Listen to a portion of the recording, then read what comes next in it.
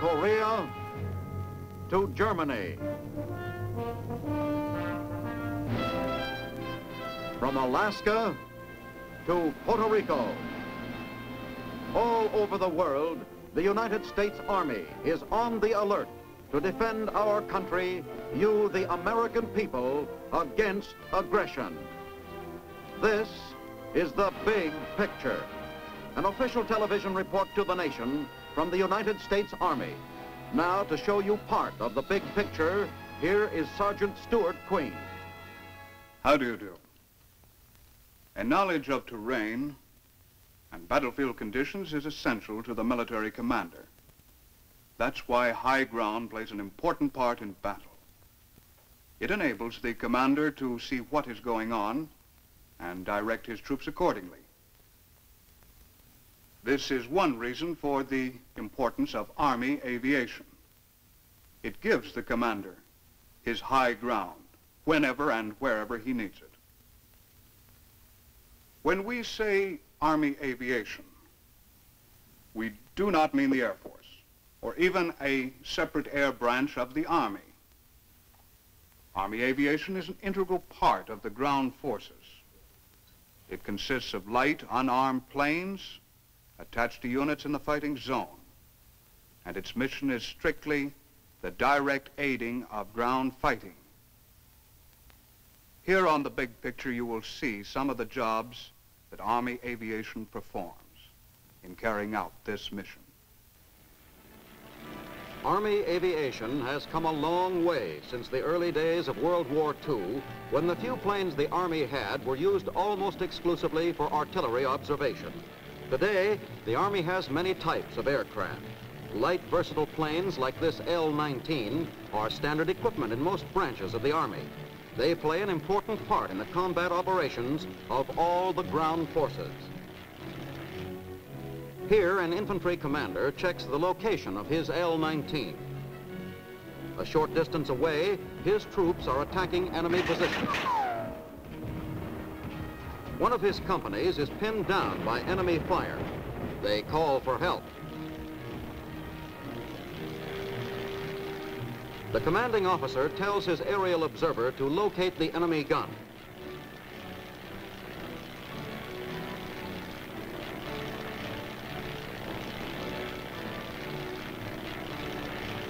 It doesn't take long to spot the gun and report its location. The commanding officer passes the information on to the artillery, and they go to work.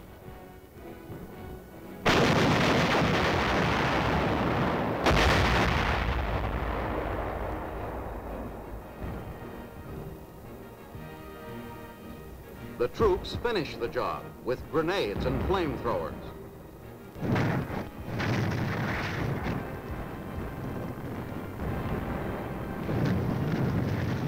It's results like this that have sold the Army on and convinced them of the important part Army aviation can play in ground fighting. These rugged little planes don't require an airstrip. In fact, almost any open ground serves as their landing field. That's important in ground operations. It means they can be based in forward areas near the combat troops they will be working with, ready for any need or emergency that may arise. Their base of operations is usually close to the command post, often only a few hundred yards from the actual fighting.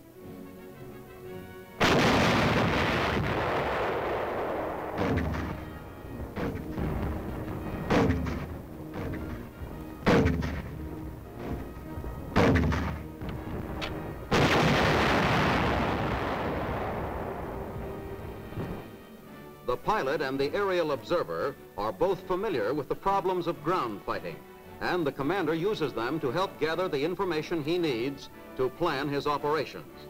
While a battle is underway, they supply him with valuable up-to-the-minute report on the progress of the fighting.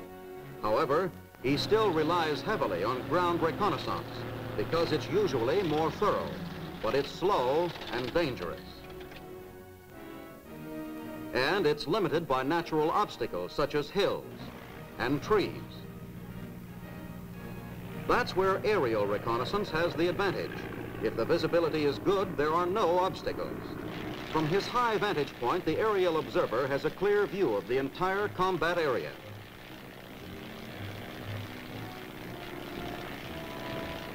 In the air, the observer serves as the eyes of the ground commander, watching and reporting any sign of enemy activity.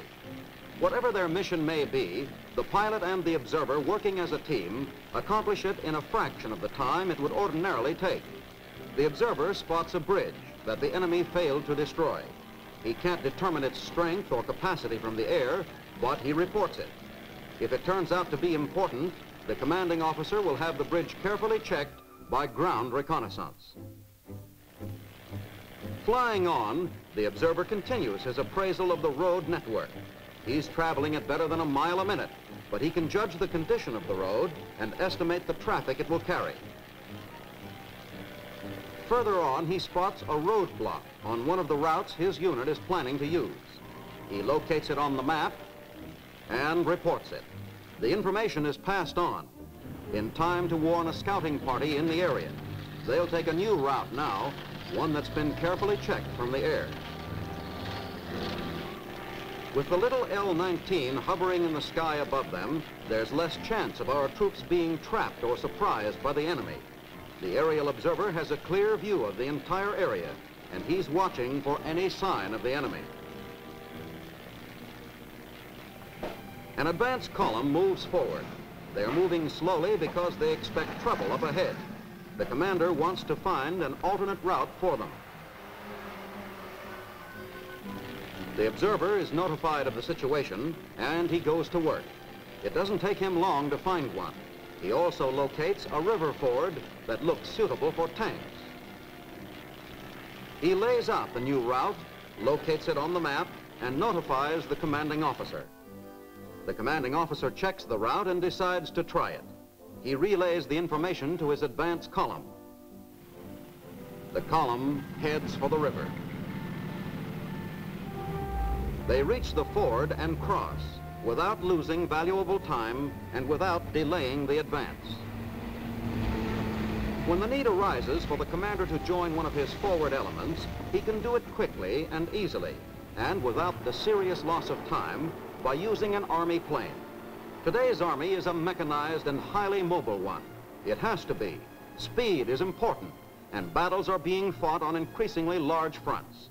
Today, relatively small combat units guard and patrol areas that once would have required forces many times their size. The control and direction of these widely scattered combat units could be a serious problem to the ground commander.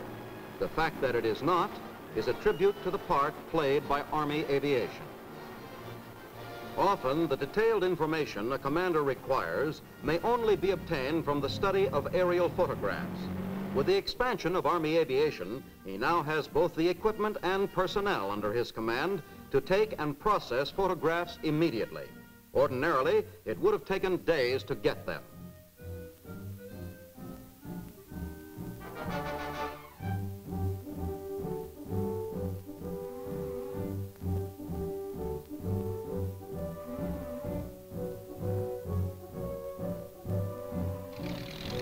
In a matter of minutes, they are in the air and on their way to carry out their mission. The great value of aerial photography is the detail it can supply. It often makes extensive reconnaissance by ground elements unnecessary. Army aerial photography is intended to care for the immediate needs of ground units at company to regimental level. It supplements the general reconnaissance work of the Air Force, which is primarily equipped to serve the photographic needs of the larger ground headquarters.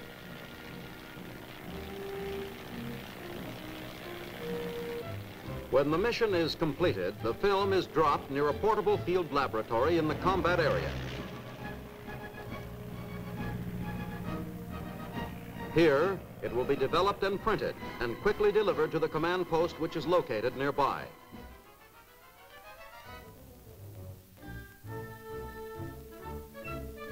Another important job that Army aviation has taken on is the delivery of official mail and messages.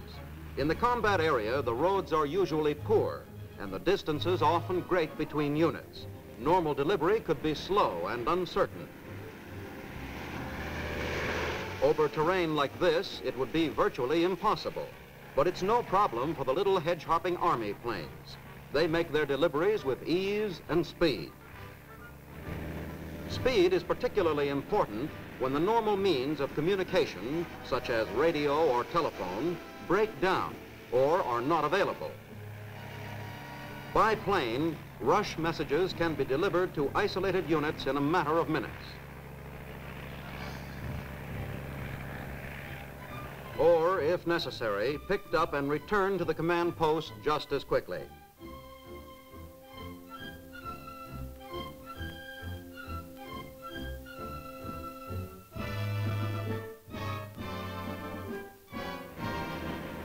The panels on the ground guide the pilot in for the air pickup.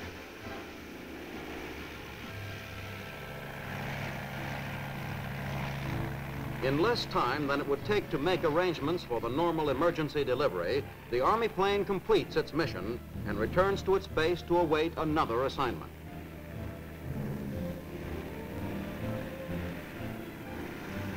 Since light aircraft have become an integral part of the ground forces, they've been tried at many new jobs. One of these is wire laying. Laying miles of telephone wire over wild and trackless terrain is a tough job, or at least it was before someone got the idea of trying to do it by plane. It could take a ground crew days to lay the wire a frontline unit required for its communication system. Skimming low over the trees at 70 or 80 miles an hour, this little plane can do it in a few hours.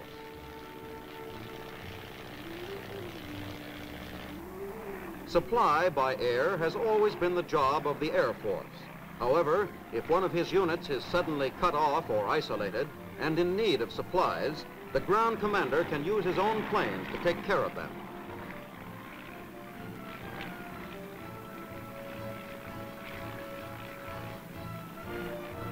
They can't carry much of a load, but distances by air are usually very short, and they can make many trips if necessary.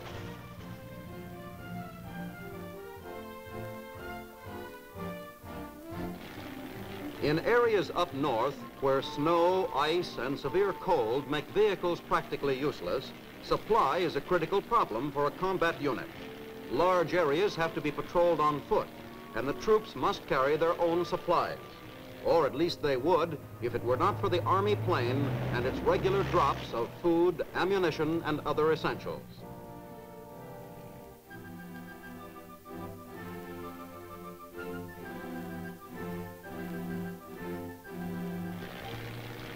In the past few years, under the pressures of war, Army aviation has taken on many new jobs, but directing ground fire still remains one of the most important.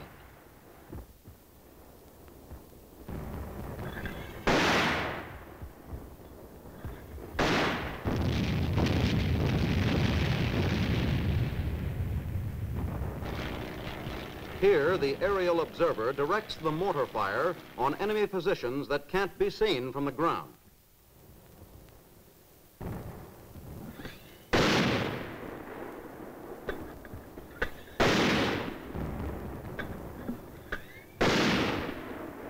The techniques of aerial observation have improved steadily over the years, along with weapons and equipment. Artillery batteries with an aerial observer to direct their fire have developed a high degree of accuracy.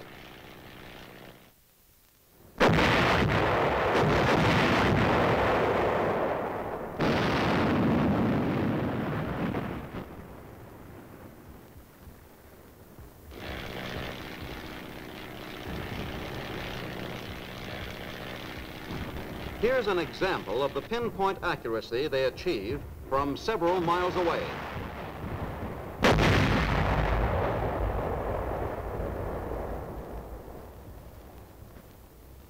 Light Army planes have little in common with the fast, heavily armed jets of the Air Force, but there are times when they are called to work with them. If the air controller is unable to guide the planes onto their target, the job is given to an Army plane. Communicating with the jet pilots by radio, the Army observer locates the target and directs their fire onto it.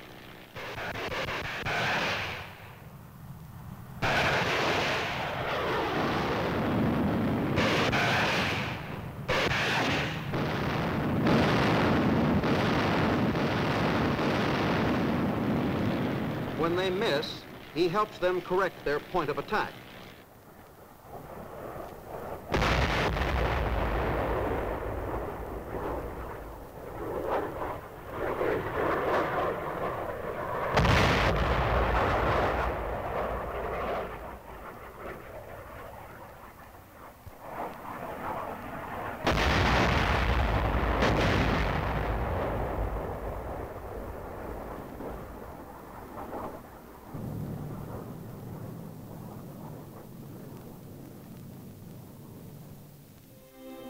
Army planes perform many important functions, but none is more inspiring than the job they have done in the evacuation of wounded.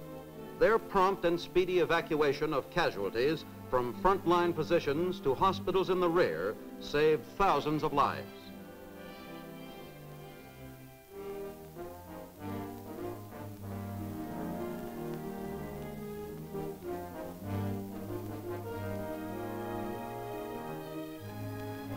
Much of the credit for this must go to the helicopter, which proved to be much more versatile than small fixed-wing aircraft. The awkward-looking helicopter, with its ability to land and take off anywhere, has been enthusiastically adopted by the ground forces.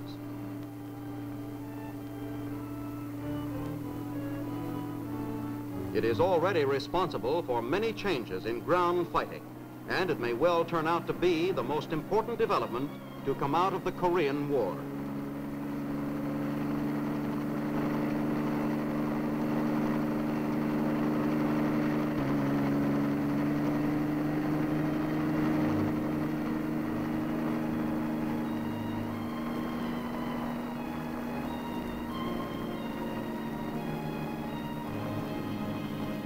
Modern warfare depends on firepower, and plenty of it, and highly skilled soldiers trained to make full use of their abilities.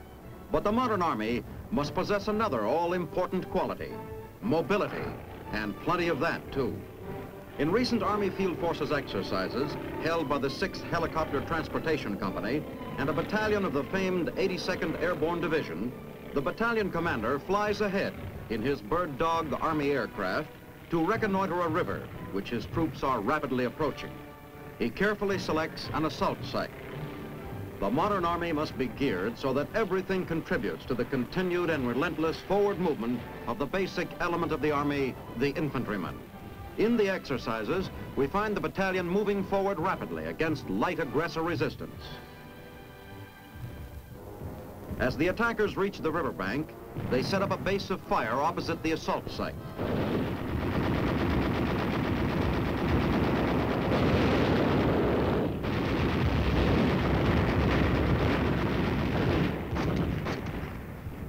Simultaneously, a preparatory barrage of artillery fire is laid down on the aggressor-held shore. This is then followed up with a heavy curtain of smoke designed to screen the movement of the attacking troops at certain selected landing areas. This is the time for mobility, helicopter mobility.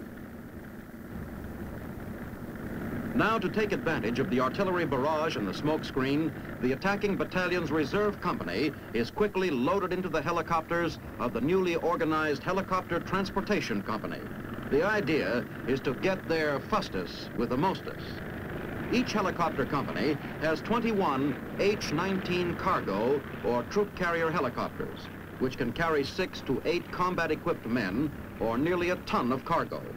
Each company also has 2 small utility H-13 helicopters. The chief purpose of these aerial trucks is to augment the traditional ground transportation system, which once again proves that armies need not be chained to the ground.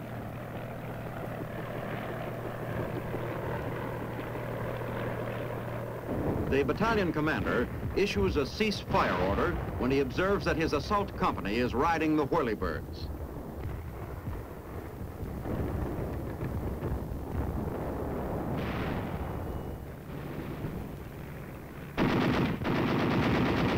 Yep, chum, they're ours. Part of the Army's equipment designed to do everything possible to assist the combat man. When he boards his little H-13, the battalion commander will fly to land directly behind his assault troops across the river without losing precious minutes in jeep transportation.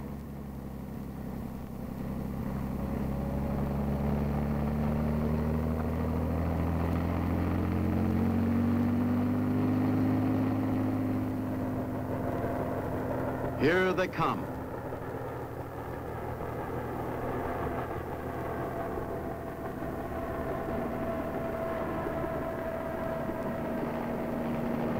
The helicopters land easily and effortlessly.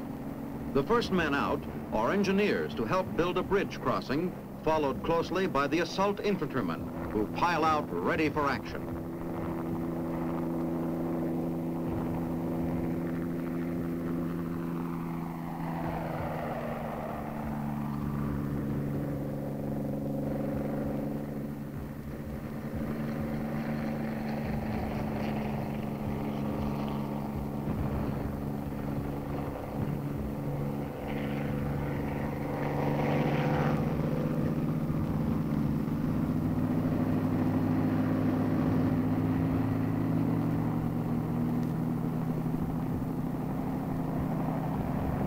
In 4 minutes, the entire assault company is landed and is fighting the aggressor forces.